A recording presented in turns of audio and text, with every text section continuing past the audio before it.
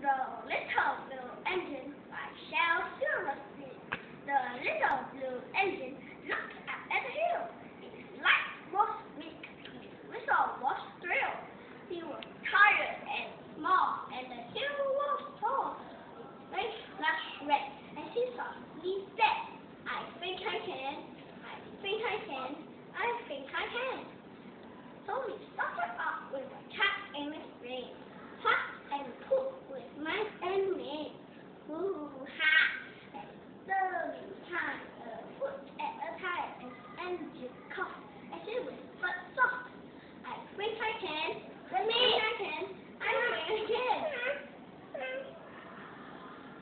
With a squeak and a creak and a hoot in a sigh, extra hope and an extra try. He would not stop. Now he hit the top. And big and strong and proud, he cried out loud, "I think I can. I think I can. I think I can." He was almost there.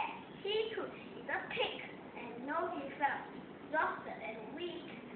He would not give up till he reached the top. And finally, at last, hooray! The little blue engine joyously proclaimed, "I knew I could, I knew I could, I knew I could, yay!"